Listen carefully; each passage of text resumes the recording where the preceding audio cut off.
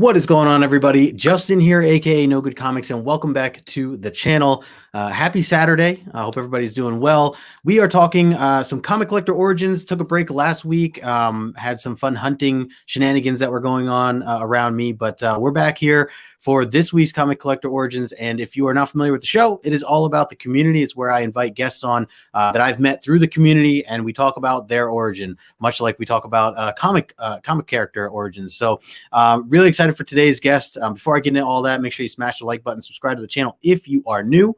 Again, appreciate everybody who is, whether you're hanging here right now or if you are watching this on the replay.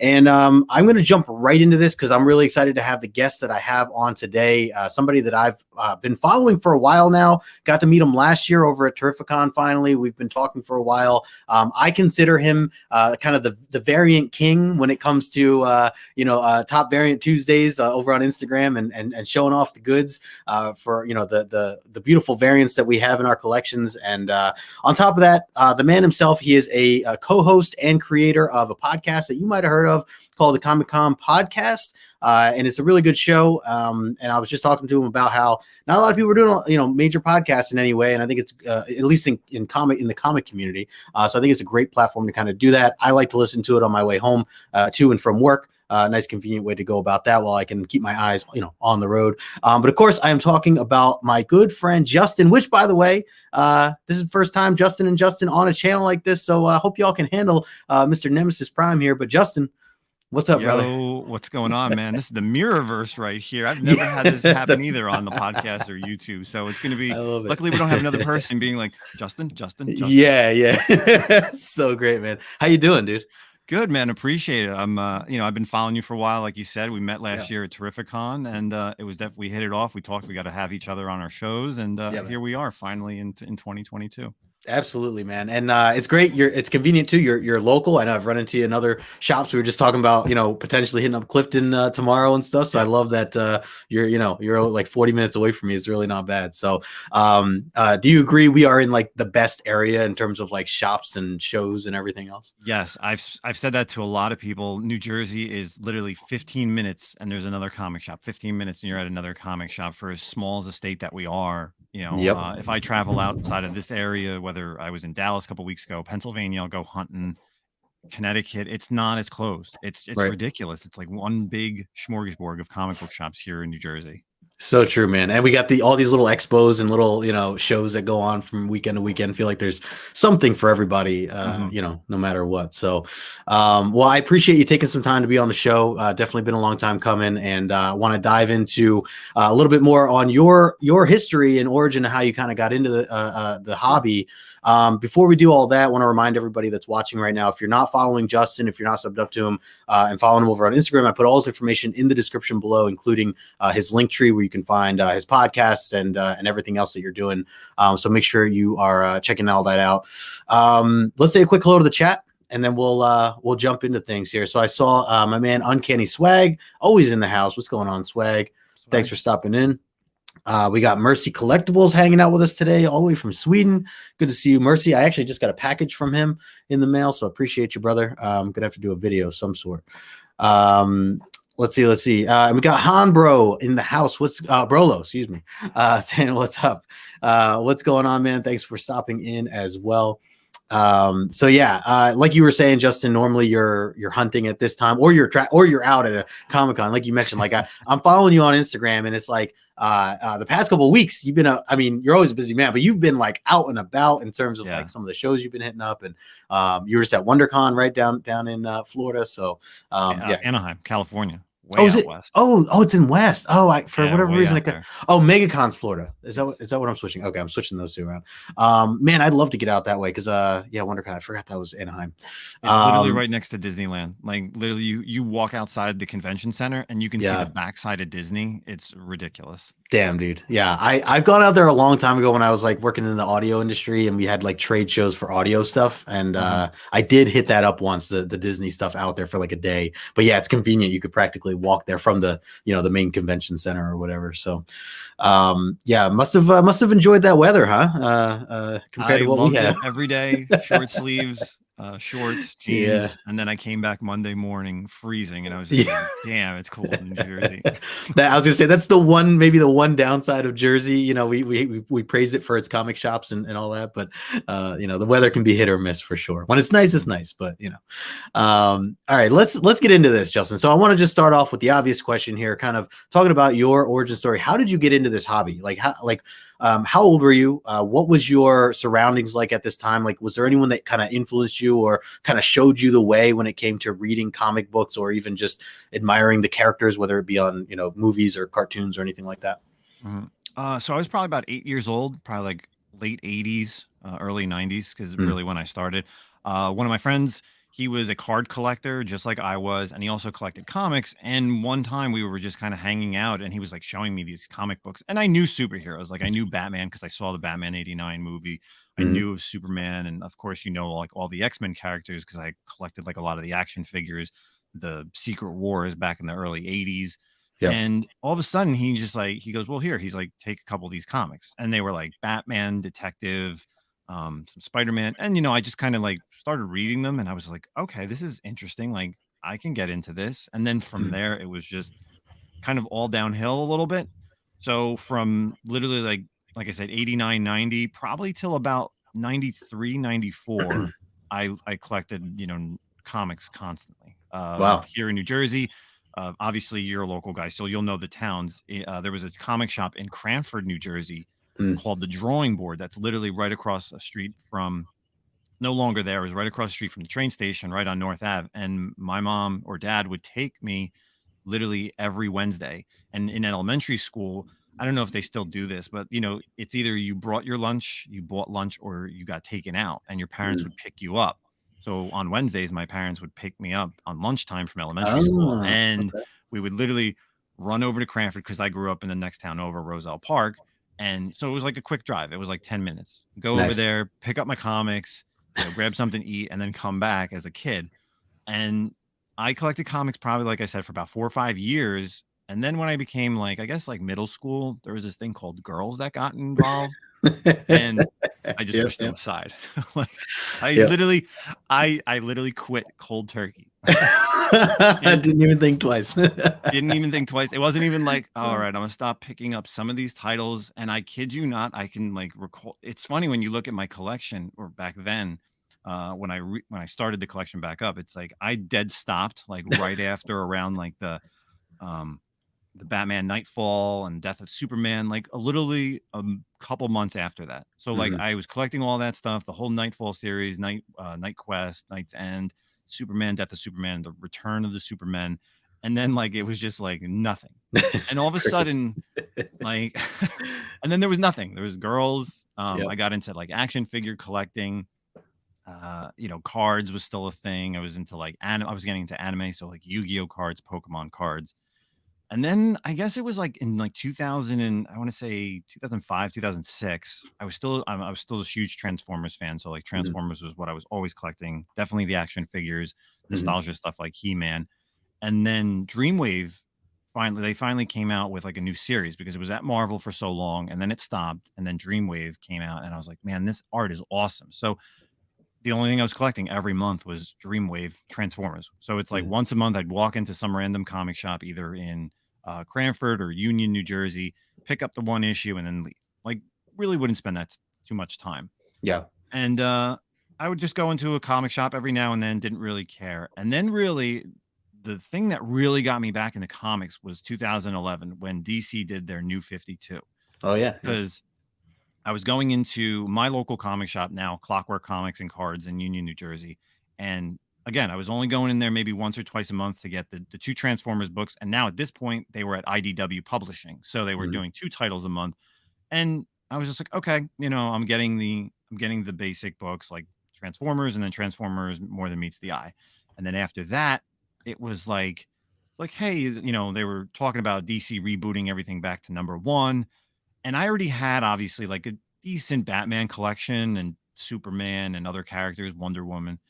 And then from like New 52, out of the 52 titles that started, I think I was collecting like 30 titles, like whoa, right off the bat. Like every whoa. week, it was everything. Batman, Detective, Justice League, Blue Beetle, Aquaman, Wonder Woman. Like, Yeah. I was just like, I guess I'm back in now, right? Like, like all in, man. So you like it's interesting to hear because you're like you quit cold turkey, right? And then you're right back into, when you're all into something, it sounds like you're all into something, yeah, which is it was wild. rough, man. It was definitely rough. So, from 2011, I started like searching like comic shows, and there was another shop here in Kenilworth that he used to do a show, and I went there one time like searching. I was like, and I was like, so I'm collecting all these new books. I was like, you know what? Let me start going back and getting the Batman issues that I was missing. Right. So like I stopped around issue 500. So I was missing like 500 to the end, which was 713. I think it was volume 1. So I was Sure. like, let me start going and trying to get that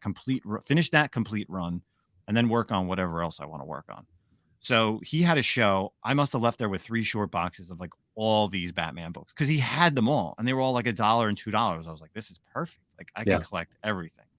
And then from there, I started going to New York Comic Con. I was going to New York Comic Con really for like just to go. I think in like 2010 was my first one, and then 2011, and then 2012 was when I went and I met this girl at New York Comic Con. I was waiting in line at Jimmy Palmiotti's booth at the DC booth to get an All-Star Western comic signed by him. This girl was standing in front of me, and we were just chatting about comics, and I was like, oh, what are you getting signed by him? And she told me, and then she goes, oh, she's like, oh, that's, I really don't do DC. She had some indie book that he did. And she goes, you should check out this book called Saga. And I'm like, okay, right. And now at this point, Saga was only 5 issues in. Wow. And I was like, all right, cool. I was like, I guess I'll try it. So I bought the trade. I literally went, I found the trade. It was actually at the at New York Comic Con. And then when I got home, probably like within 2 weeks, I went to this one shop, and he had issues 2, 3, 4, and 5, all first printings, all clean. Nice. And then I went to another shop. You may know Little Shop of Comics. They're in Scotch Plains. Oh yeah, didn't they just close? Yeah, they just closed. I heard about that. Yeah. They had an issue number 1 on the wall for $15. I was like, $15. I was like, that's a lot of money right now. Like do I really want to spend it? I was like, I don't know if it's gonna be good. Like as far as like longevity, like it's popular, but it wasn't like where it is now, like the number 1. So I was like, all right, I'll buy the number 1 for $15. Nice. And then that started into the indie side.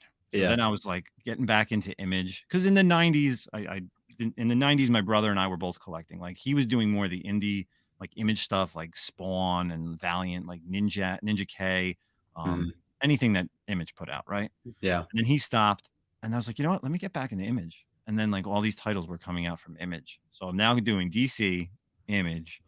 And then I was like, Marvel always does their reboots. So it's like, hey, here's a new Amazing Spider-Man number 1. And it was the series with Silk. So I was like, okay, let me dip my feet back into the start dabbling with Spider-Man and other titles, Avengers, Uncanny Avengers.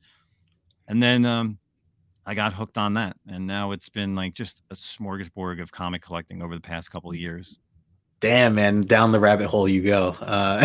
It's great because I definitely hear these stories of people taking breaks for life happens. You get other interests in whatever. But it's cool to kind of hear how you not only got back in, but like went back all in, and spreading some love across all the different publishers, which is nice, and obviously so many more nowadays.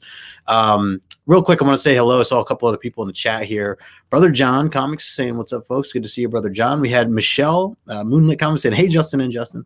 Good to see you, Michelle. We also have my man Ryan, aka Magic Lasso, in the house. Yeah, I'm not used to the double Justin stuff yet. It'll get to me. Justin squared it is. Yeah. So I says all comes back to Saga. Yeah, exactly. I was lucky enough to, even though I'm newer to collecting, get my copy from a friend of mine who had collected around that time, and he was just looking to get rid of them. He found them like under his bed. He like messaged on. I played Magic the Gathering with the guy, so and he didn't even know I was in the comics, and I was just getting into it. And he's like, "Hey, I found a bunch of comics. Anybody want these?" And so I bought the first 18 issues, completely like untouched, for $150 from him. Wow. And then I sent that in. That was my first time like ever sending something to CGC. And it came back in 9.8. Didn't press it or anything. I didn't know what I was doing. I was just like, I was brand new, So I'm like, sure, I'll take a shot. Let me try this whole CGC thing. And I got lucky, and I still have the other 8. The other 17. I didn't get them slabbed or anything, but they're all in nice condition. But yeah, Saga definitely. It's interesting to hear. Like as Swag says, it all comes back to Saga. And I heard you talk a little bit about Saga on one of your episodes when you had Shadi Page on recently. And I know she's getting into a lot of the indie stuff too, so it was nice to highlight that. But yeah, so it sounds like DC for you, that was kind of a little bit more of a lean, at least in the beginning, right? Before you started to, I guess, as you mentioned, you're exploring more Marvel and stuff. Were you watching the Marvel movies around that time of like, Iron Man just came out, if you're mentioning like 2011, 2012, Iron Man, and obviously they kicked off this whole, 10-year run or whatever. Were you like their, opening day type stuff, or were you kind of dabbling in the movies at the time? Or I was definitely there, like I would say within that weekend. I don't think it was like day one. I think we would always go to midnight movies. Like I would say like the Star Wars stuff was always midnight. Transformers had to happen midnight. We always went with like a big group of friends. Like we would go with at least like 10, 12 people deep on like midnight openings. I don't think it was until maybe like Avengers, the first Avengers, where we were like, all right, let's go to this midnight opening. Because most of the time it was like, we'll just go during the day, of course. And then all the DC movies that came out before then, and all the X-Men movies that have come out, whether it's there was the reboot or like the Hugh Jackman stuff, Wolverine, any of that stuff, Blade. I was into the movies and watching like all the different cartoons, but I never got into the collecting at that point. Like I was never like, I'm gonna get back into collecting comics. I was into action figures at the time. Again, anime, so I was always collecting DVDs on anime, Gundam models, like a ton of stuff. And I was like, I can't really do comics right now because it's expensive. So yeah, well, that plus everything you just named there definitely it can hurt the wallet to some degree, I imagine. Ryan said he used to go to the midnight movies too. No way to now way too old to enjoy them. Staying up too late. Yeah, I'm with you there, Ryan. I've tried it. I try once in a while, and then I'm still like, it just destroys me the next day. But so I wanted to ask you, do you recall like the maybe like an early issue, or like, I guess just like that thing that triggered you in the beginning when you first were getting into comics, of like what issue it was that you were just like, I love comics now, or like I want to collect more. Do you recall like the character maybe, or the, I don't know, the story arc or the writer or anything of that nature? Yeah, it was around the time when Nolan and Grant were doing Detective. I can't think of an issue. It's around the 600s. It was a cover, has Batman and has Huntress on it, and it was just really cool art right on the cover. And then I was kind of buying the books as I could find them. Like I bought like Dark Knight Returns, so I was reading that. And then again, I started collecting right around the year right before like the cusp of Nightfall and Death of Superman. So then I was like kind of all in. You're like, all right, now I really want to try out the comic book game. Right. So yeah, it was definitely Batman. Batman was my guy then. And I would say even on the Marvel side, I was probably collecting like Daredevil, because my buddy gave me some Daredevil stuff too. I can see that. Some early late 80s Daredevil, like nothing like keys, but just like cool storylines at that time. Yeah, no, that's great.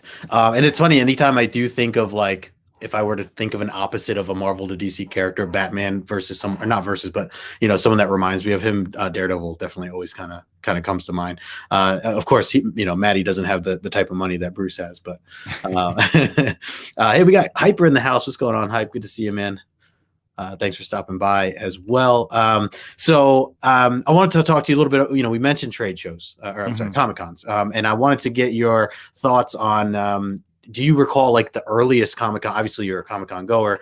Do you recall like your first time around, like the very first one? And was it a big con, like the New York con that you mentioned, or did you go to something smaller than that on your first time around? So like here in New Jersey, there's like a ton of like shows. Oh, we got one of my cats. Hey, Morrison, who's gonna bother us now? Nice. So here in New Jersey, they've had like a lot of shows, like local stuff. I remember going to like VFWs, like with my dad. Oh yeah, and we like my brother and I would just go and we would just like check out, and I would never really buy anything because I didn't know. Obviously, I had like a budget, like I was young, like I'd get my like weekly, money from my parents, like allowance or whatever. Yeah, like an allowance. And I'm just like, well, if I only got $10, I can't really buy like anything off the wall. And I can't even recall books then. But really, my first show back into like comic collecting was probably like when they would do the like the Fan Expo stuff, like, or Wizard World, when it was Wizard World. Well, yeah, I was gonna say city. Okay. Yeah, like in New York, like that was just like Yeah. it used to be down. It wasn't at the Javits Center. I can't remember exactly where it was, but I used to go to that like every year, and it was just cool. Like you always see, like the old Wizard World, comics or brochures, and you're like, man, what happened to Wizard World? Yes, yes. Yeah, and so technically it's like Fan Expo now is like the new version of that, which is happening this weekend actually, right? The one in Philly. Yeah, so that's interesting to see. I want to say a quick hello to Sheena. What's going on, Sheena? HK Wifey in the house.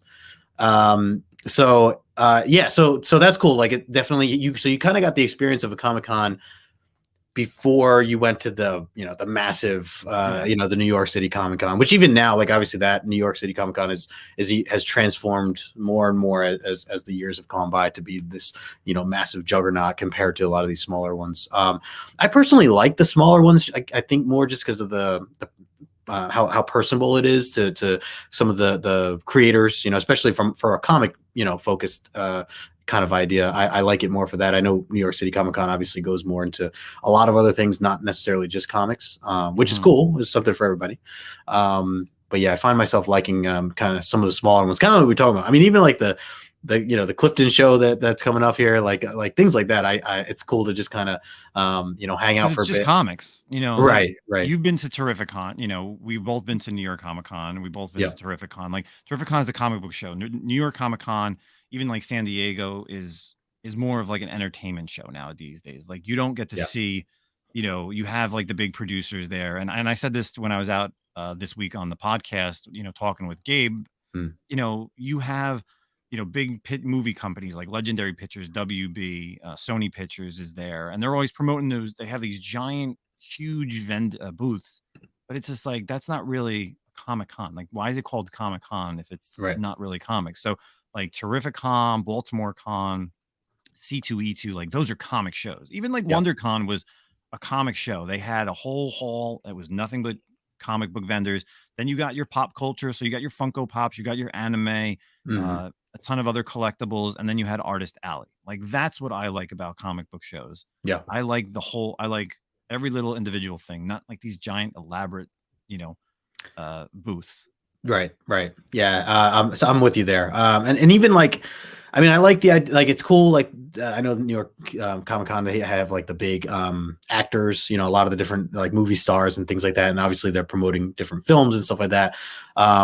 I don't know if I like care for the crowd or trying to like get in front or whatever, or try, I like to be like, even this Fan Expo, I saw like Stephanie Phillips, writer of Harley Quinn. She's there right now, Philadelphia. I was very tempted to go. I found out she's going to actually be at Terrificon, but I've been wanting to meet her. Oh, nice. And these smaller shows that you had mentioned, I mean, even like you mentioned, like Baltimore Comic-Con, which I wouldn't it's a pretty fairly big con, but it's still very comic book focused. It's nice that you can still have those experiences where you walk up to somebody and actually can have a conversation and not necessarily always have those long lines. I know some names still draw those long lines, but some people you could just still, find at a later date or whatever. Even for Terrificon, I remember I wanted to talk to Al Milgrom and I wanted to really talk to him.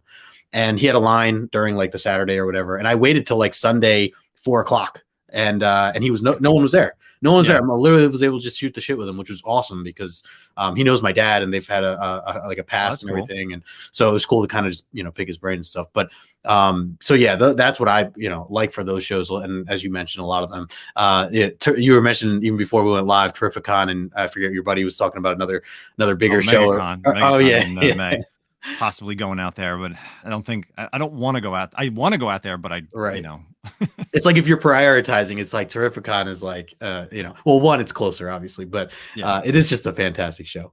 But that's cool. Hey, we got my man Bottom Tier in the house. What's going on? Good to see you. Again, if you guys are just joining right now, if you're not following Justin, I put all his information in the description below. Make sure you check out his podcast and find him over on Instagram as well. So I know you've done a lot with TiVo, Lords of the Long Box. That's actually where I think I first kind of discovered you, Justin, is you being on a part of that show. Same thing with like Otto Everett, the crew there. And that's for, me, someone like newer to comics and just getting into things like, you all like taught me a lot. Just in the idea of like, kind of being cautious of where to spend money and like, understanding the market and things like that. So it's been very educational for me. And obviously I know you guys highlight the top 10s and things like that. Tell me a little bit about that. Like how did you guys all kind of come together and you know, what you're doing now, and then even like your own podcast, because I want to mention, you know, talk to you a little bit more about your own podcast as well. Yeah, so I guess it was like 2016, maybe. I was, I was on Three Men in the Basement, and then I got a chance to kind of just be like a guest on Lords of the Long Box. And Tim and Ryan have been there since the beginning, and then they kind of liked me. They knew that they saw that I was knowledgeable about They comics. kind of like like you. Yeah, they kind of liked me. They knew keep this that. guy around. Yeah. So I guess, not saying they were looking for replacements, because the Lords have always changed over the years. Like they've all, there's been some people originally that have gone on to their own channels and, Sure. whatever it is. Yep. And,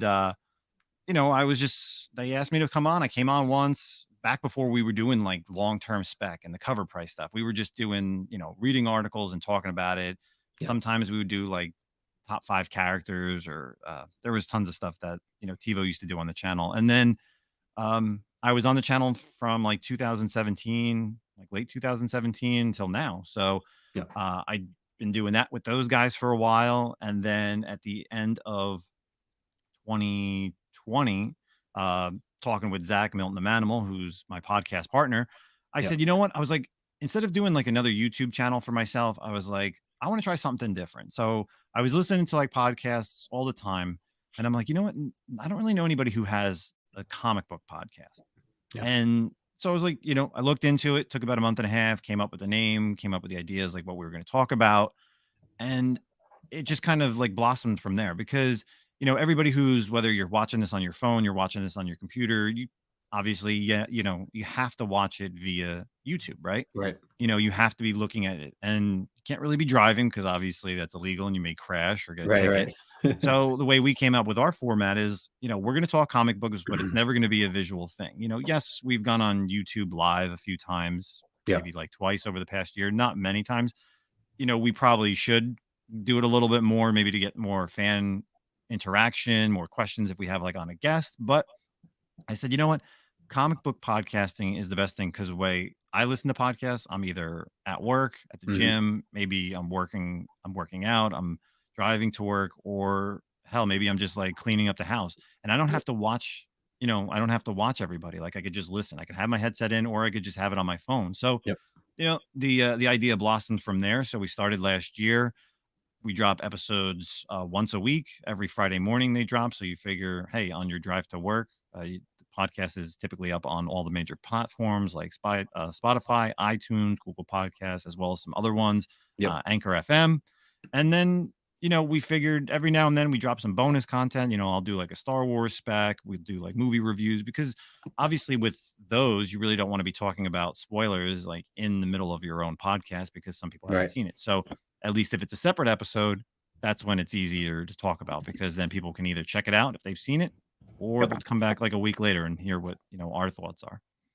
Yeah, no, it's perfectly timed. And much like you said, I mean, I'm a big fan of like podcasts in general. I do a lot for like listening to sports podcasts and things like that. And it is very convenient. Again, a lot of it depends on like your lifestyle and what you do. But, for me, like traveling, it comes in handy. Even when I'm cleaning like around the house and stuff, I'll have you on, I'll have my sports stuff on. Like, it's just, if I'm like vacuuming or something, like obviously it can't be like, staring at a screen or whatever. So it is convenient to kind of do that kind of stuff.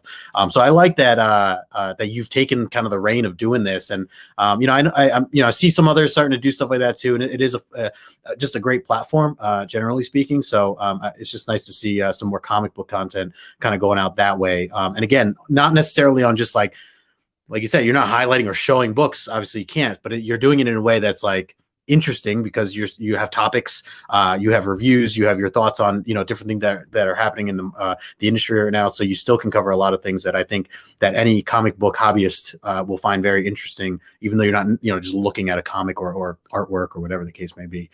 I dropped the link there in the chat again, just for anybody that's here now. So check out the link tree. Everything is there.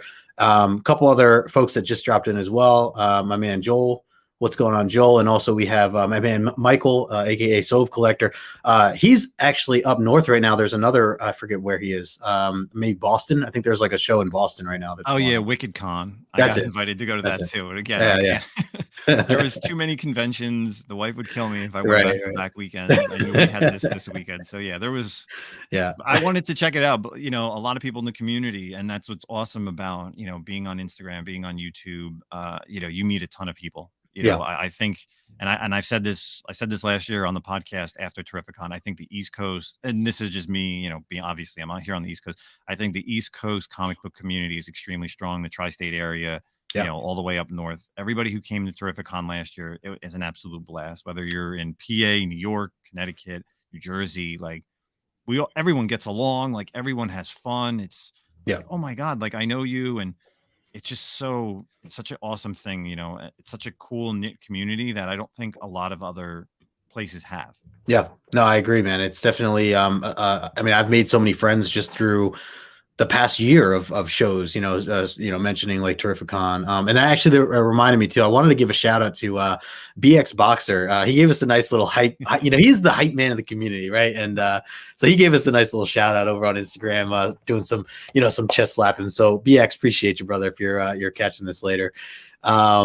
But yeah, so I totally agree though about the community, man, especially around here. It's a good crowd.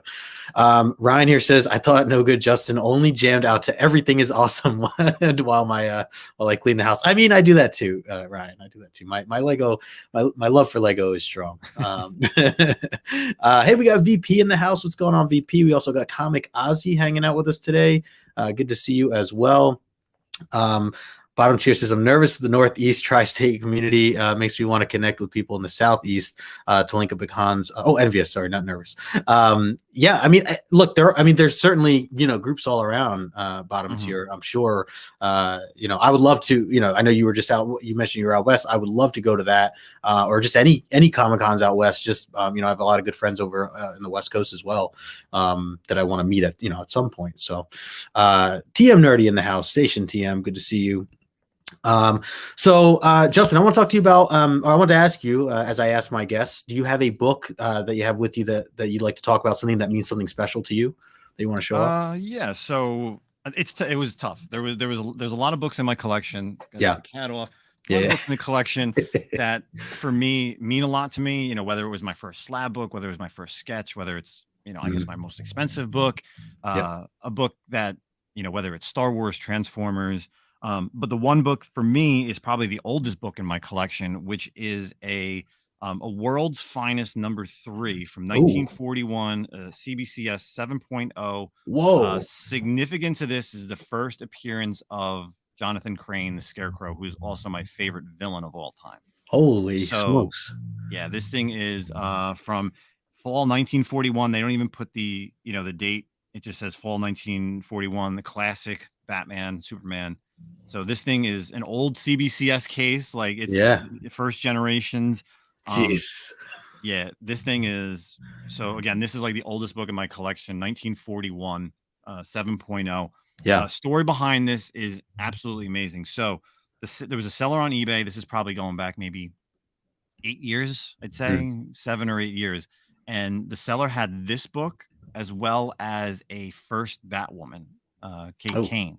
Yeah. And they were literally ending around 10 minutes of each other. So I was bidding on the Batwoman and I lost the Batwoman. And I was just like, all right, I guess I'm going all in on this.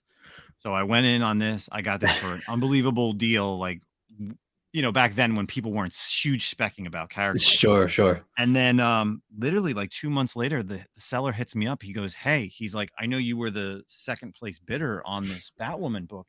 He's like, the other guy was doing time payments and stopped paying me. He's like, do you want the book at the price? And I go, yeah, like I didn't really have the money, but I was just like at that price where I was going to pay for it. I was like, absolutely. Like I need this book. Like I needed to collect both. I was getting all the Batman Rogues characters. Whenever am I going to get an opportunity to get both Scarecrow and first Batwoman, at that time? And it was graded. It was like a CGC or CBCS, like 3.5. Okay. And that book is like from the 50s. So, I mean, it was unbelievably amazing just to be able to have both those books from that seller. So, man, Scarecrow. And of course, again, Scarecrow is my favorite villain. I think he's absolutely prime for Matt Reeves's Batman verse. Oh yeah, You know, him being an Arkham Knight, I thought that was awesome. The different take on him in Arkham Knight, the video game, most recent Fear State stuff that was in Batman, he was just downright amazing. Yeah. Yep. Yeah. His design in that was wicked too. I thought that I really like what Tynan did with that. A lot of love in the chat. Everybody agreeing. Can you hold that book up one more time? Because the cover that the colors really pop. Like it's so like, so here's the back. Obviously it's the baseball. You got Superman, you got Zatara. So like you don't even see Zatara because you know he's gone. It's Zatanna now. You got Crimson Avenger in the bottom. Lando, you get red, white, and blue. And then you have, man, I mean, this thing is just wicked cool. Like, I mean, it's the just colors pop, man. The red, the capes, like everything. Yeah, it's so old school. Yep. So oh man, and can I? So how much does a book like that go for nowadays? Would you say? If I mean, if we looked up, even just a ballpark, up the price, I can't even tell you like ballpark because the problem is there's not many listed. So okay, yeah, like looking up GPA, like I always kind of look like I always want to know, hey, what's my book worth? Yeah. Like let's look at it real quick on eBay, like if there's any listed because there's never any. Like that's what it is, and I immediately go to highest listed because obviously best match is going to give you some older stuff. So someone right now has a 6.0 up for 11,500. Oh wow, okay. And then the next one is a CBCS 3.0 at 5,500. So I have a 7. So wow, yep. It's at least I would say it's at least worth 5 because if someone's trying to sell a 3, right. Jeez, man. So I've never seen that cover before, and I certainly have not done any type of experience or research with Golden Age stuff. That's definitely not my ballpark. There was one time maybe like a year and a half ago where I like started to just look at some Golden Age stuff, but like obviously it's a very going that route. I have some friends that like truly just collect Golden Age, and like obviously the money's insane with how much some of these books are, and then of course with the boom and everything else, like I can just only imagine it's even more so. So it's to me, I haven't seen that book, and it's funny because you mentioned Scarecrow, and when I think Scarecrow, I think of the Silver Age, first Silver Age appearance, which to me is a very iconic cover at this point. So to see that, I've never seen that before, and I bring this up because I'm a big X-Men fan, and one of the things I love most about X-Men is when they show the X-Men doing other things, not just superhero related or saving the world or whatever. And what I mean by that is like the casualness of it, like the baseball stuff. There's a bunch of that in Claremont stuff, in the 70s and things like that. And just them by the pool and like random things and making jokes and corny, things that happen. So I have an extra appreciation for the book that you just showed, just because of the fact that it's a baseball themed book, which is so cool on top of everything else. So weird. Like that 40s, 50s era of DC is just, it's terrible to read. Like, sure. I would love, I don't even know what the inside looks like. Like, I don't know what the inside looks like, but if I open that up and probably read it, it's probably so cheesy, but it's just, it is the times. Like, any of those villains that came out in the late 30s, 40s, 50s, it's like, wasn't until the 60s and the Silver Age with like, when the X-Men came out and all the Neil Adams stuff and Claremont writing X-Men, like that real great stories started. Yeah. It's I would be curious to maybe peek at like a digital copy or something like that at some point. My man Paul said DC. I know he's not a DC guy, but he does say a great book. Random cattails. Yeah, you're gonna have that here when Justin meets Justin. That's what happens. So very cool there. Love the story behind it as well, is what I like to have people come on kind of tell, because it's one, I was curious kind of what you would prioritize as your a book that you'd want to show, because as you mentioned, I know you have a lot of different books, and I'm sure have a lot of different stories and meanings to you, so nice to kind of see that one. Hey, we got my man Newbie, we were just mentioning earlier. What's going on, Noob? Good to see you, man. Let's see. We actually just to drop Newbie's going to be, we just recorded this past week a Morbius review, so that'll be dropping this upcoming week on the podcast. Newbie and myself discussed the Morbius movie. Oh, interesting. I saw that opening night, so I'm curious. I will have to I saw it in LA with Tim. Oh, you did? Tim and I, it was Sunday was like a slow day at the con, so Tim's like, "Oh, do you want to go see Morbius?" Because I did the red eye Sunday back into New Okay. Jersey, so Yeah. I had all this time to kill, and Mhm. he was just like, "Let's go see Morbius," and I go, "All right, I guess he's taking me on a date." So Nice. I saw before Bottom said that he said the barrier to entry of a lot of the DC characters is harder than Marvel when you want to go for the keys. yep. They put you, yeah. I mean that's for sure. With obviously with the Golden Age stuff, and I think that's why you hear and see a lot more people talk about the first Silver Age appearance, which is still a big deal in a sense, in a sense, and a lot of them are iconic covers that in itself, and even those are now going up in price, a lot of them. But I agree, it is, yeah. I mean, I always make the joke of like, if you guys get a chance, invest in first appearance of Batman. That's a good one to get into. But yeah, definitely don't have the money for that. But anyway, so I appreciate that, Justin, for kind of showing that off. I wanted to ask you too, because now that you've mentioned cards, you've mentioned action figures, you've mentioned comic books, a lot of the things that you've collected through the years since you were a kid up until now, even now. What is like the big picture? And again, I know this changes for everybody, but if you had like to describe kind of what the goal is for your collection right now, like what would that be, or what does that look like to you? Like, do you plan to like sell all this stuff eventually one day as you get older, or pass it down to a younger generation, someone in your family, or are you taking it to the grave with you? Like where do you kind of see your collection going years from now? So the goal is to complete Batman. Okay. And as of now, straight run, I have issue 100, volume 1 up till now. Straight Damn. run. Wow. Issues 1 to 100, I have about 25 issues. So I'm Wow. only missing about 75 total issues in the entire Batman run. Holy I was snap. working on Detective, but I said there's no way I can do both. Yeah. So I ended up actually unloading my entire Detective run, which I had like 400.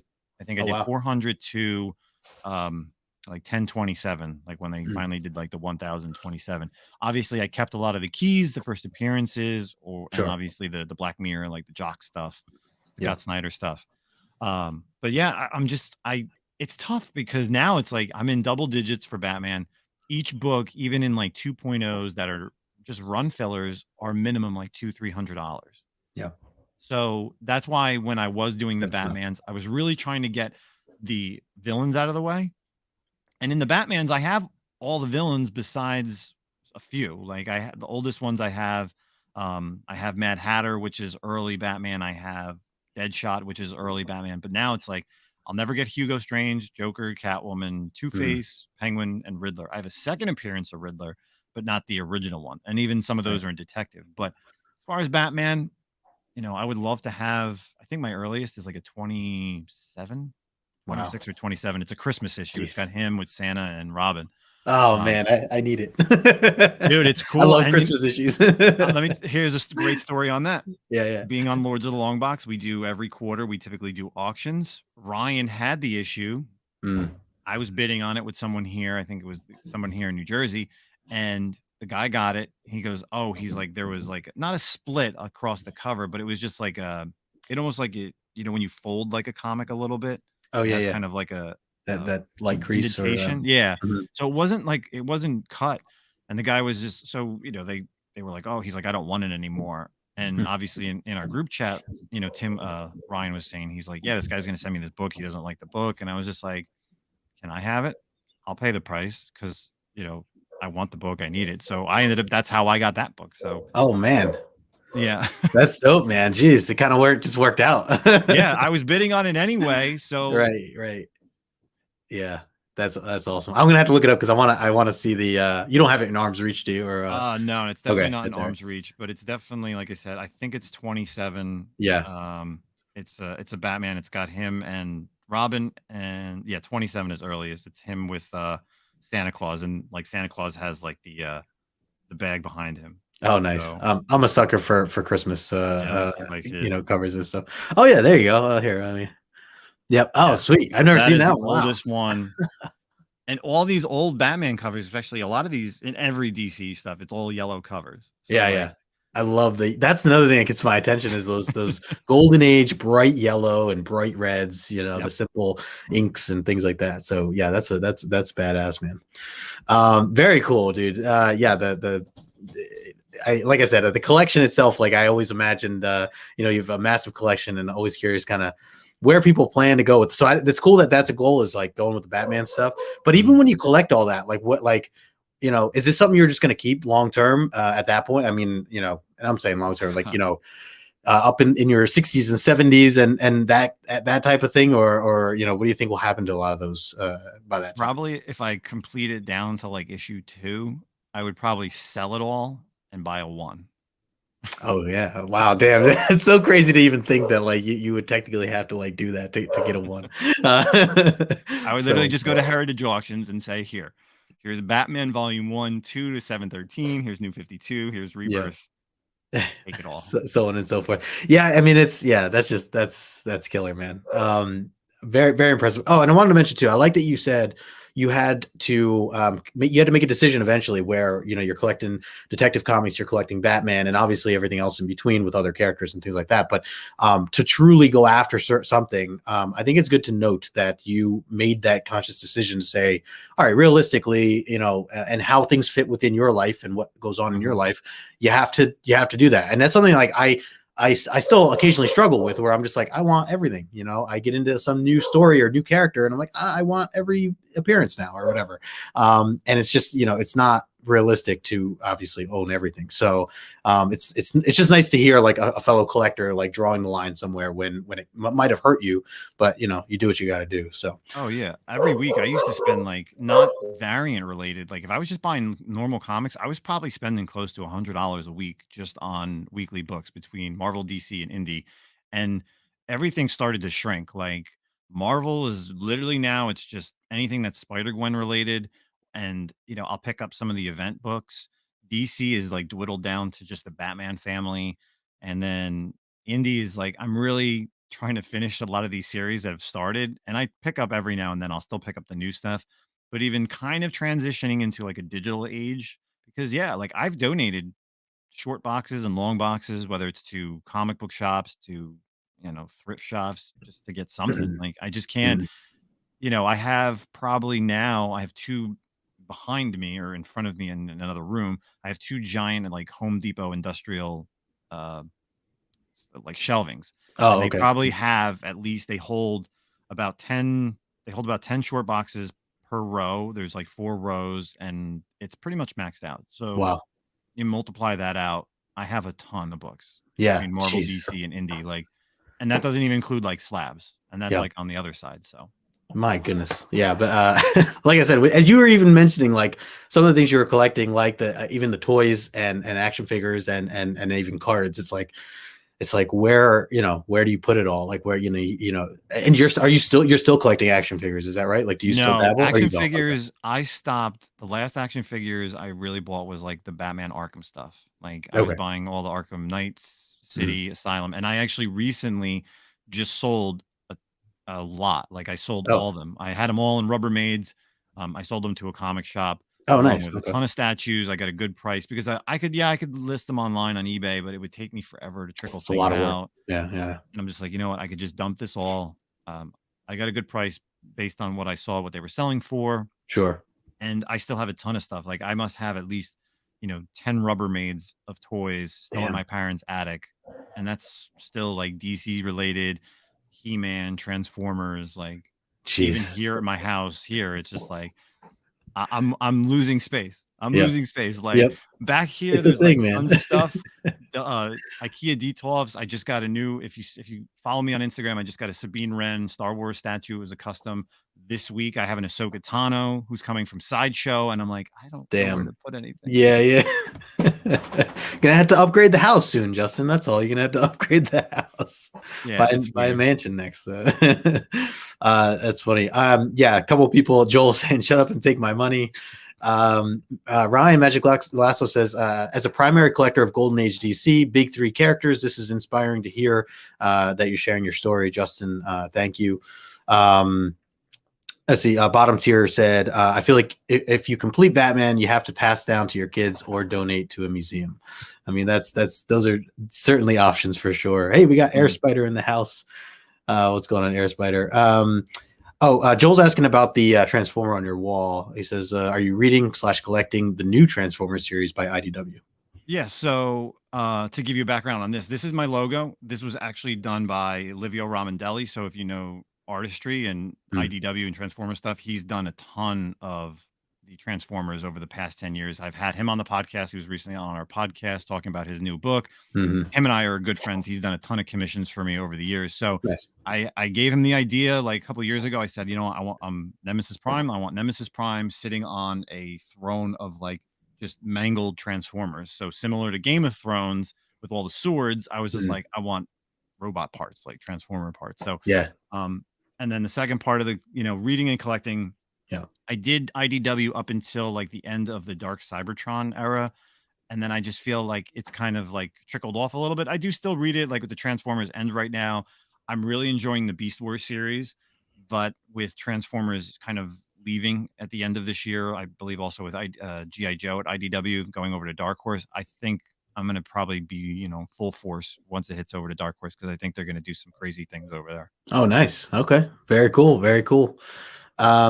Hey, we got Biggie in the house. NY Warriors, what's going on? He says, I collect very similar to Justin, love Star Wars DC, and I'm a huge Transformers fan. That's cool. That is very cool. Just got to meet Biggs not too long ago during the actually, where were you? You weren't at King Con. Oh, King Con. That's when I was in Dallas. Oh, okay. Yeah, it was very upsetting. I was like, oh wait, he should have been there. My original plan was I was going to leave Saturday night, fly out, but it was like $200 cheaper to fly out on Friday. So I was just like, I might as well. Even obviously, my job, it was a work related thing. My job paid for it, so at least I got in on Friday, and it gave me an extra like day and a half to like enjoy the sights and like go out and comic hunt as well. So. Nice. Yeah, believe me, I was very upset I was missing King Kong. Like they all know Greg, you know, MTV Comics who puts it on. Like I was really upset that I missed it and missed that. Because literally that's like super close to me. I think that's literally 3 turns, 15 minutes from my house. Like oh man, yeah, okay, yeah. So you're that's very convenient stuff. Well, next year, I'm sure I know they're got big plans for next year too. So all right, before I have one more question for you, and then I want to get into the rapid fire stuff. Sure. and we'll kind of wind out here. And again, everybody in the chat right now, we got 17 people with us. Thank you all so much for hanging with us. Make sure that you're following Justin. Put all his information in the description below, as I'd mentioned. So Justin, I always like to ask this question, and it's really more for the community. It's more for especially for those who might be new to the hobby or just getting into it, or they're not even into it yet and they're just on the outside looking in, maybe exploring the YouTube world and coming across channels like ours, and so on and so forth. But if there's or I guess the question is, what piece of advice would you give to somebody who is new to this hobby, who's just approaching it for the first time, whether it be as a reader, as a collector, as any whatever angle that they may be going at it as? Is there anything that comes to mind to you that you would tell somebody that's like brand new to collecting comic books? Well, first I got to ask, did you listen to this week's episode of the podcast? No. Oh, okay. I caught some of the beginning of it. No, but not the so this was actually a community question, which again, this is that's what I love about the podcast. We always ask people to send in questions, video messages, whatever. Oh, so is with the pandemic. You did mention, okay, I did hear. But so I guess I'll kind of just reiterate, and you want to listen to this week's episode. It's tough because especially we're all social media, YouTube influencers. Listen, I'm on a speculator channel. We're constantly talking about spec. We're constantly showing books that have, price values, this and that. So if you're a new person coming into the hobby, I think it's extremely tough to watch YouTubers who are telling you prices on books and being like, oh my God, I got to get this book before, oh my God, I can invest in this book. All right. The way I look at it is go to a comic shop, or if you've been in the community or just really watching movies, pick a few characters. Go to your local comic shop, start a pull list, start with maybe like 3 DC, 3 Marvel books, and then ask people, hey, what's a good indie read? Because you may want to stay away from like the superhero side. So, get like 6 to 8 books a week, try it out, or not a week, but, a couple characters and kind of start from there. Like I said, for my comic book collecting, it's always been, DC heavy and then Marvel and indie. I've kind of switched it off a little bit. So for new readers, I definitely want to say I would stay away from YouTube influencers, as, obviously we're here on YouTube, but that's literally the truth. Whoever it is, there's tons of speculation websites out there. And I think that's the hardest thing for a new person coming into the hobby is you really you want to stand out. You want to get on your own with what you're reading. So again, stop into a local comic shop, see what characters interest you, do a Google search, maybe, what are some top storylines of all time. And then like once you read that, you're like, all right, this character intrigues me. Now let me go ahead and just continue, to follow him from there. Or obviously, Marvel's always big, DC's semi big as relaunching characters. Check out a number one. Pick up the first couple issues. If you like the character, stick with it. And then if you're getting the book every month or every 2 weeks, whatever they come out, if a book hits because it pops because of the first character, guess what? You already have it. You don't have to be like, well, I need to go out and buy this book that I randomly wasn't picking up just because of the investment purpose or speculating purposes. Sure. No, I think it's great advice. And especially as you like, you're really like pacing yourself, right? And just kind of figuring out as you test the waters, right? Kind of figure out what you like. It's very much like anything else, like TV shows or or movies, even like, you kind of dabble in certain things and you don't necessarily need to go out and buy, entire seasons of a TV show to dabble in it. So I think that's a great way to kind of consider that. And even more, like, I know you mentioned like, the speculation side of things for sure, it can be difficult or make you feel, I mean, even Joel here mentioned he gets anxiety sometimes from like speculation videos because you really, you want to certain books it makes you want to have, or whatever the case may be. One of the things I like to do is talk more about like the book I just read or whatever, and try to tell, come from a place where even if I'm not familiar with the book and I talk about it or whatever. So, there's good stuff out there too, to kind of find that as well. And listening to my podcast, right? We do every week, and we always end our shows with what are we currently reading. So whether it's brand new books that came out that week, whether it's something that we decided to pick up just because it's older, or a continuing storyline that maybe people should be checking out. And what's always great that, Zach and I always kind of know what we're going to pick, but we don't tell each other until literally that part of the segment of the show. When we have guests on, I'm always writing down stuff that I never heard of. Last month we had a lot of the women in the community, with Sade on, she gave me some cool ideas with some stuff. Moonlit Comics, there's always things that are out there. There's so many comic books from so many different publishers, and you're just like, I don't know where to begin. Yeah. So everybody's got to be reading something different. Right. Yeah. No, that's a great point. Well, I appreciate that. And again, I always like to have this part of the segment because, I mean, I know there are new people always getting into this, especially with the pandemic. I feel like there's been a lot more, as you mentioned, even on your podcast, like more people coming either into it for the first time or returning from years ago, which is nice as well. And I like to see this community grow. So I always like to have these kind of, topics or mentions here of advice. So thank you for that. I want to get into the rapid fire stuff now with you. So, anyone watching and doesn't know why I always put that in quotations is because it's usually not so rapid. And usually my girlfriend always calls me out and it's just like, it's a much longer segment than you think it is. I was like, yeah, it is. But we're going to start with this. Now you mentioned your favorite villain of all time. But if we separated villains and just talked about kind of some of the heroes, as a first question here, who is your favorite hero of all time? Batman.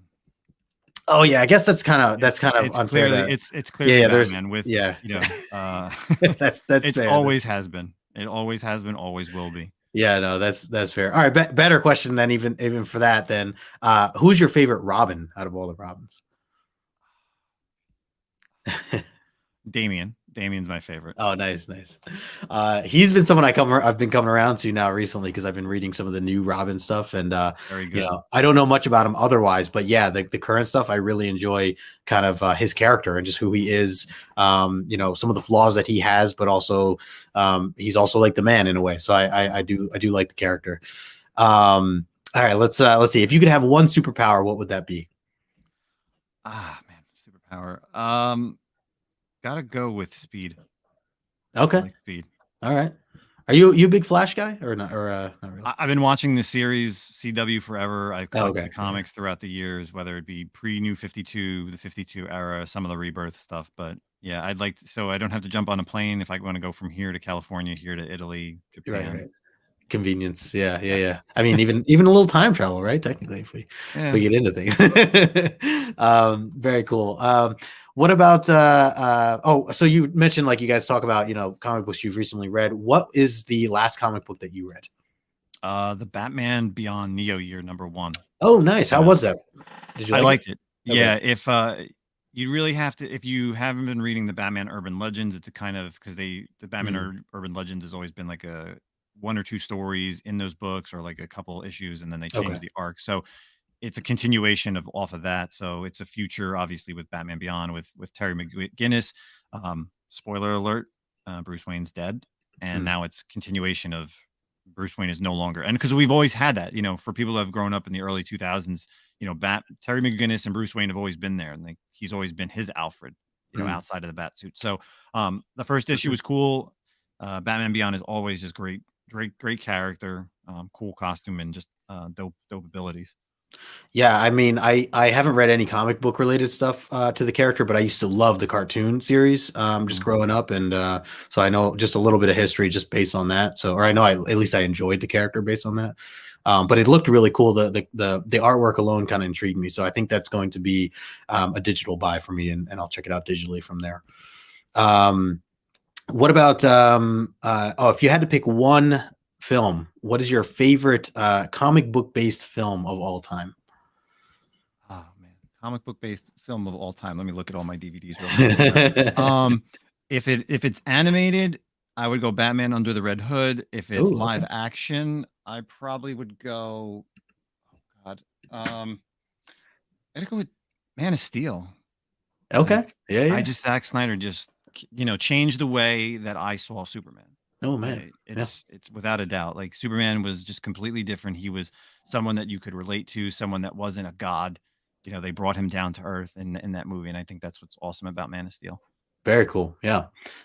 What no long-winded review, but what was your what was your thought just generally speaking of the current Batman run or movie, I should Four-letter word epic. say. Nice. Yeah. Yeah, I loved it too. All right, let's see. Change it up here a little. So you had mentioned the X-Men earlier on today, and getting into like the cartoons and stuff like that. If you had to choose a favorite team of the original team or the new team, Claremont referring to with Wolverine and everybody else, who's your team? Ooh, for the X-Men stuff, it definitely is that '90s run. I think the Jim Lee run is my favorite Oh yeah, okay, yep. because of the whole animated series and just what he did with the X-Men in the early '90s. Sure. All right. What about I'm going to do a couple kind of this or that's. Uh, Boom Studios or Aftershock? Boom Studios. Okay.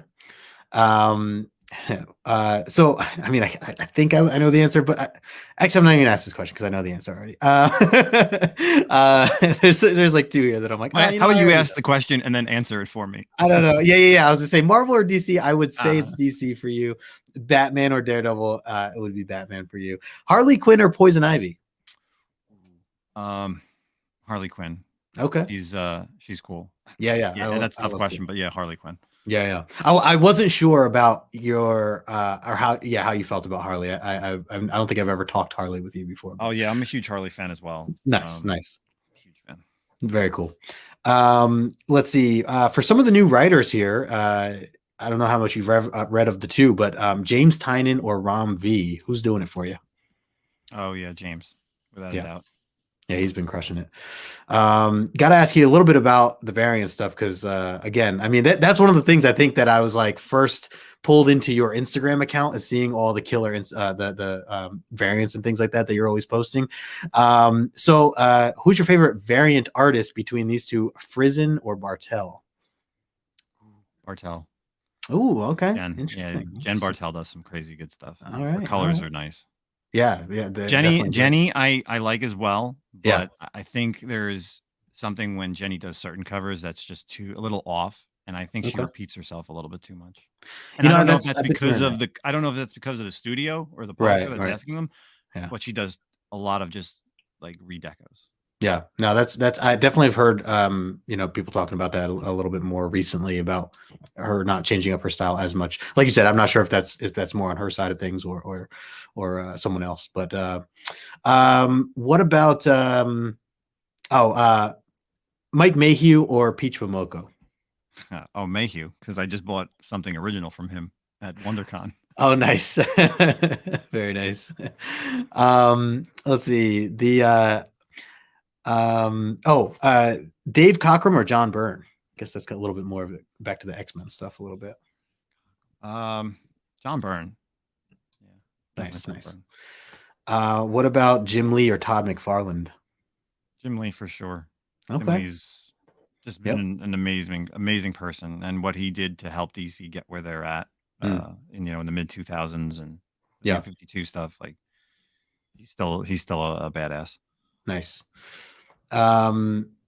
Let's see. Talking about some Marvel villains here. Doom or Magneto? Doom.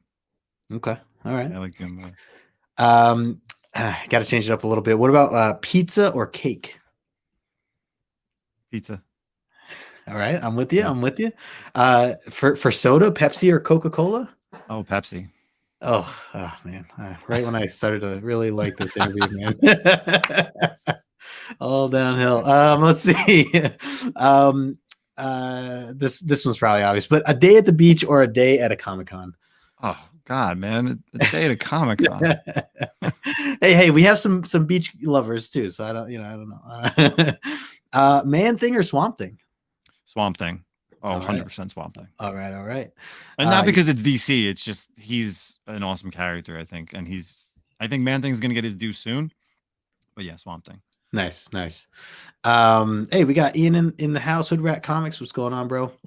And I missed this. Ryan said, sorry to throw a last minute question in, but Justin, are you a fan of the 66 Batman TV series, Adam West, and your favorite Bat villain of the show? So obviously I'm a little younger for that generation of Batman stuff. I think it's the campy side of Batman. I've definitely watched all the episodes and the movie. My favorite villain on the show would definitely be Riddler. Okay. He's definitely the best one, I think. Nice. All right, I want to ask you a couple of kind of non-comic related stuff, and then we'll kind of wrap up here. I'll kick it off. Let's talk a little bit about music. I got to talk music with you. Where do you stand with music? Like, what's your favorite genre, and do you have a favorite artist or band that goes along with it? So I guess it's still considered like new metal. So I listen to everything from Killswitch Engage. Oh, nice. Remember, okay. Some of my bands that I always like to see. So yeah, and then it's thrown back to like that early 2000s, pop punk type of thing with like Blink-182, Taking Back Sunday. Oh yeah, man. Dude, I love those. And then the classics, Beatles, obviously are up there. Yeah. But then hell, you never know. Sometimes I throw on BPM on Sirius, or my wife loves Spanish music, so we'll rock out to that too. So nice. So you're kind of all over the place. I feel I'm same way. I think it's the best way to be, actually. And you mentioned Day to Remember, so I didn't think that band would ever be mentioned on the show, but I used to love Day to Remember way back. And someone just posted, I think it was my friend Kelly, who had just posted she was listening, some Spotify, going back and listening to some of the albums, and I was like, oh man, now I got to go back and listen to it. It's literally like 2 days ago. So it's funny that you bring that up. So that's a sign for me that the music guy. There you go. I need to go back and reminisce. Let's talk about if you could travel anywhere in the world that you haven't been to yet, paid like free vacation, you and the wife for a full week, somewhere you haven't gone, where would you like to go? Well, I think if it was for me, not me and my wife, I would think for me it would be Japan. Okay.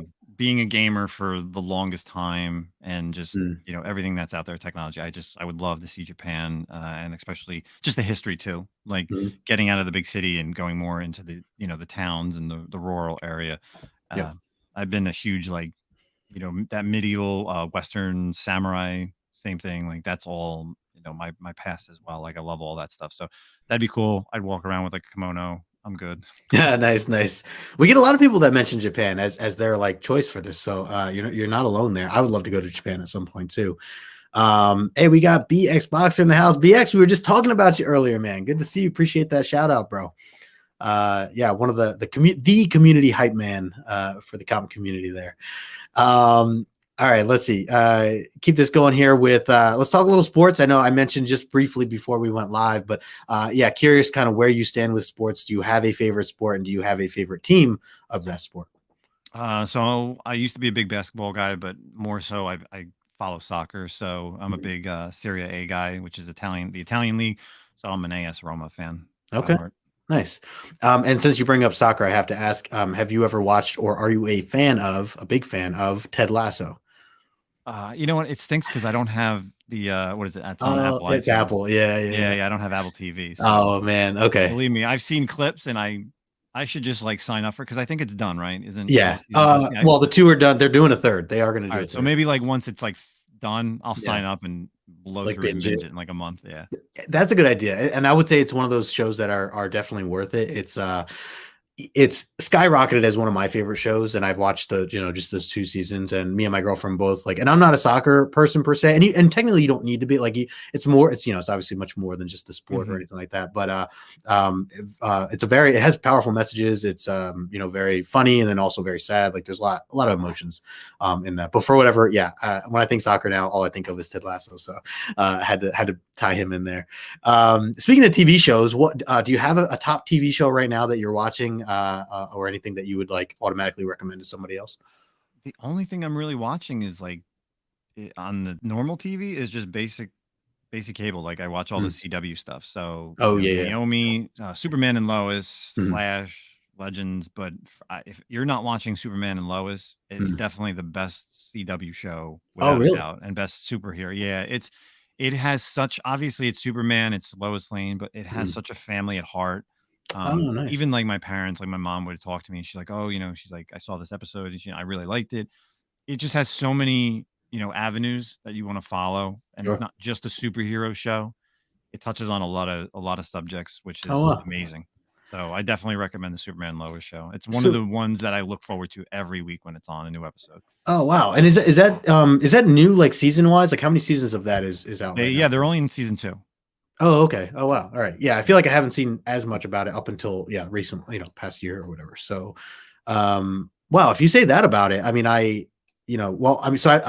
admit I've never really given Superman a shot in terms of like, just his character and reading stuff, obviously the films and stuff, but yeah, I mean, I can appreciate, even as you mentioned before, when you're talking about Superman and how if a writer can, or you're talking about the movie, but like even if a writer or creator can kind of bring him down to earth a bit more and show a side to that in that character, because to me, when I think of Superman, I just think of like basically a perfect being, and that's boring again to me. So I'm always like curious to see how writers can kind of make it more relatable and stuff like that. So from what it sounds like, the show might be something I want to check out. Yeah, as well. you don't need to know much. Like I said, it's Superman Lois. He's got 2 kids. You don't really need to know too much about like how he had the kids, but it's definitely a show that I absolutely love every week. It's very grounded.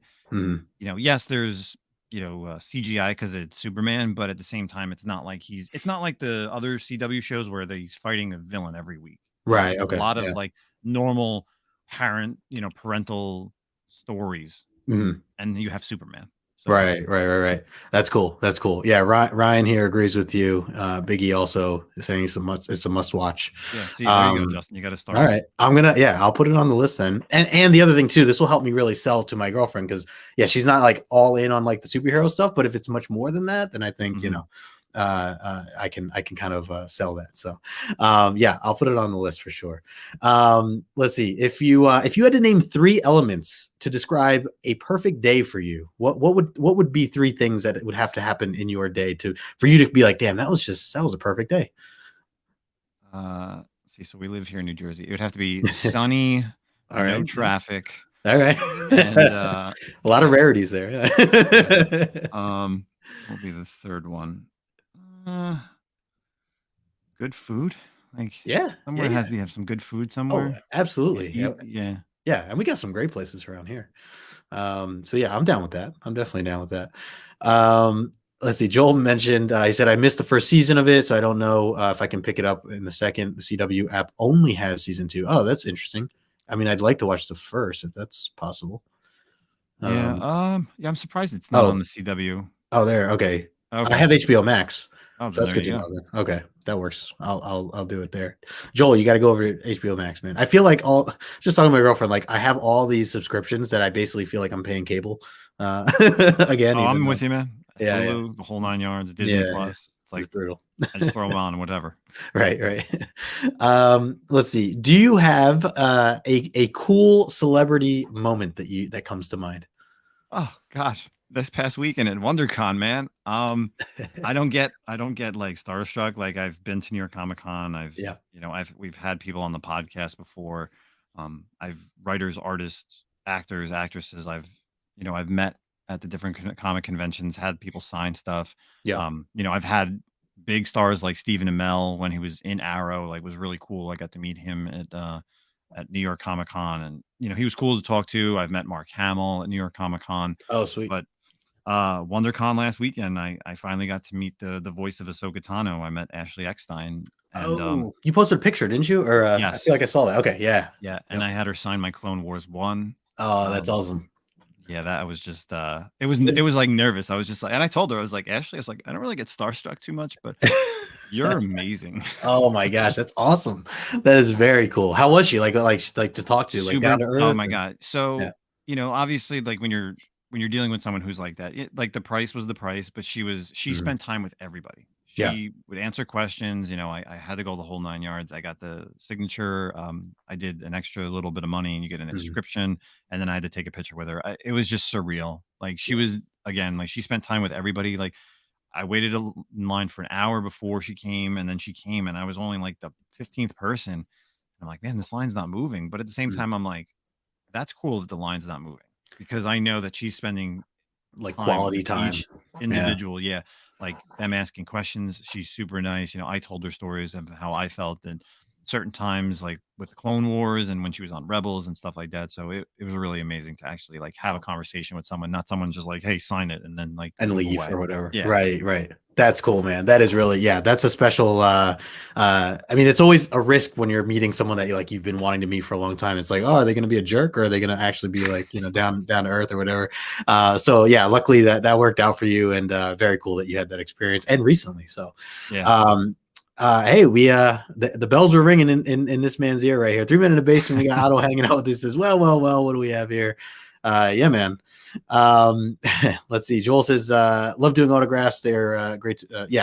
Great to meet and talk with them for sure. Let's see. Going into are you a coffee person? And if you are, how do you drink your coffee? Iced coffee, no matter what time of year. Oh, okay. And I go to the Quick Check around right by my house. Oh, no. Hey, you know what? Quick Check, people sleep on Quick Check, but the Quick Check coffee there, I think is pretty good. Hell yeah. Hey, we got Chef RD in the house. Hey, what's going on, Chef? Good to see you, man. Let's see. All right, here's a great one. So, and you just talked about going to the movies recently when you were at the other show. When you go to the movies, what is your go-to strategy for snacks and drinks? How do you go about bringing stuff or buying stuff? And then also, what items are you interested in most? So when I go to the movies, typically I don't get drinks because God forbid I have to go to the bathroom. Like I really don't want to, but if it is, like I'll get the pretzel bites. Okay. Yeah. And then I typically will get like a ginger ale. Okay. They have like the soda machine. I always go for the Seagram's ginger ale. All right. Nice. So not breaking any laws, sneaking any foods in or anything like that. No. I try not to, because I typically don't want to. But what the thing is now, I don't like that. I'd rather support, because obviously the movies and movies, like theaters run on the theaters. So true. Like it's true. Even if I buy like a small bag of popcorn and I don't finish it, it's just because I'm supporting the theater that I'm going to. No, that's a great way to look at it, and makes me feel better when I'm buying my large popcorn and only eating a fraction of it. It's like I do that every time. It's just the experience, right? Like I want to have this big bucket with me and a large soda. I barely drink the soda, barely drink it, but I do it anyways just because. So let's see, a couple other questions here, then we'll wrap up. This one's ridiculous, so I'm going to ask you: if you had to do one weekend chore, what do you prefer out of these three? Either cleaning the bathrooms, cutting the grass, or building an IKEA bookshelf for your books? Funny, I actually just cleaned one of our bathrooms before we went live. So I like the second one, which is the what was the second one? Cutting the grass. Mowing the lawn. Yeah. Because again, I get like cutting grass is fun, because again, throw on the headset and I'm just walking up and down, like the backyard, whether it's rocking out to music, listen to a podcast. That's the best. Yep. Yep. Let's see. Last question here. I'll ask you, and it's something I always like to kind of wind down with, but I got to talk to you about. Actually, no, I got two. Sorry, curveball. Okay. You mentioned you're a big video game guy. What is like your favorite video game of all time? Something that just like automatic comes to mind. Final Fantasy VII. Oh wow. Okay. Yeah. Without a Okay. doubt. That's amazing. Old school remake. Hell yeah. Yeah. PS1 style. I still own my original copy from. Oh my god, dude, that's amazing. I haven't. Oh man, I haven't even thought about that game in so long, and I didn't get into RPG games. Like that was what got me into RPG games. Was that game right there? I guess I got a lot of people into it, but all the Final Fantasy, but 7, yeah, definitely best of the best right there. Yeah, Ozzy, we kind of went over this already. He asked, well, if there's one book that got you into collecting on a serious level there. So watch the replay, Ozzy. Watch the replay. All right. Last question for you is, we got to talk about food. We haven't talked about, well, we dabbled in food. I asked you pizza or cake, things like that. But if, a Friday night, or in this case, a Saturday night, you and the wife, any choice of yours for food on a Saturday night for dinner, whether it's going out, ordering in, cooking, whatever it is, what do you prefer? Like, what's your go-to meal for a situation like that? If we're going out, we always like going to a good steak place. Oh yeah. Okay. Nice. Yeah. We actually went out to a place, Sweetwater Steakhouse in Westfield yesterday, which was amazing. Okay. Like Nice. really good. If you're going to eat in, I mean, a lot of people say it's sushi, I mean, can't go wrong with that. I love sushi, man. Yeah, no, great choices. Great choices. Oh man, I could go for a good steak now too, now that you say that. Telling you, man, it's when I was in Dallas, that was the one thing I was like, I want Tex-Mex and I want a steak. Oh yeah, for sure. I could see that. The restaurant that you went to recently, was that your first time going to that one, or have you been? Yeah, we were just looking for a place because I live in Middlsex County, so sometimes we go to Somerville. Okay. Westfield's not too close, is close by, so I was just like, hey, check this out. It's a small little place right in downtown Westfield, so nice. First time, awesome. Those little those little restaurants, like I feel like those are always the best ones, and I feel like Jersey has a lot of them. Like kind of mom and pop or family owned. No one's heard of it before type thing. And if you're local, if you know the area, like then you know it, or or you're checking it out. Like it's a lot of little gems in Jersey here. So cool, man. Well, that is those are the questions. You survived. That's everything I have for you here today. Before we wrap up, why don't you let everybody know kind of where they can find you, and also let us know what you have coming up that they can check out. Yeah, sure. So of course you can find me on Instagram, Nemesis_Prime. You could find me Tuesday nights on Lords of the Long Box. Of course, our main thing here, of course, check out the Comic-Con podcast right there. The link is in the description. You can find the podcast. It drops every Friday morning, a new episode on Spotify, Google Podcasts, iTunes, and Anchor FM. We talk comic books, both myself and Milton the Manimal, who's also a part of the Comic-Con podcast. And then follow me on Whatnot. Same thing, Nemesis_Prime. Tonight, 9 o'clock, I do have a Star Wars sale. So if you're listening to this live, or if you're checking this early enough on the rewind on Saturday, if you like Star Wars books, I got Star Wars books to sell. If not, just follow me. I'm always selling over there as well. Nice. Very nice. And I know, so you might be hitting up tomorrow local to me. Maybe I'll have to try to meet up with you or something. Yeah, definitely. I should be going up there early. If not, I will be like we were speaking about it earlier, checking out the 3 Men in a Basement comic swap in May. That'll be a big thing. Yeah, very cool. Very cool. All right, man. Well, again, I appreciate you taking some time to be here with me on the show today. Definitely, we'll have to have you back on at some point. I would love to do some more collaborations with you, and I look forward to just running into you, whether it's tomorrow or any of these shows coming up. I know Terrificon is like my jam, so I'll definitely looking forward to that. And everything. Hotel room is getting booked. The money's being set aside for the show, whether it's the extravaganzas at the show, the after parties. Yep. Yeah, I even took an extra day off so I can go all day Friday this time. So I think we're gonna go down Thursday night. Dude, that's what I did. That's the best thing, because it's you're exactly where I am. It's an absolute nightmare to drive up there on a Friday. You go up there Thursday, you get you relax, you go to the pool, you have a nice dinner, and then you just wake up the next day and you're like, hey, I'm here. Now I could just walk downstairs and go to the con. So convenient. Definitely do the Thursday through Sunday thing. It's worth I think it's only like an extra $100, maybe 200. I think I'll tell you right now. I think actually I was about ready to book. It was like $600 for Thursday through Sunday, which for the rooms or yeah, for just the rooms, which is like super cheap considering if you try to book anything, like if you want to go down South Jersey, it's insane. So, yeah. But Justin, I really appreciate here on the Mirrorverse. I appreciate man. having me on. This a lot was of fun. great. You know, we've been talking about it, and again, we're New Jersey guys, so always fun running into each other. For sure, man, for sure. And again, everybody, make sure you're following Justin if you haven't been already. I actually don't have anything lined up next week, so I'm not sure if I'm going to be doing a Comic Collector Origins, but if I will, I'll let people know on Instagram. But otherwise, thank everybody here for hanging out. If you've been here live or if you're watching the replay right now, appreciate you taking the time to do so as well. I'm going to get ready to watch some Masters now and some Yankees coming up here in just a bit. So I'm fired up. So again, appreciate everybody hanging. And until next time, we'll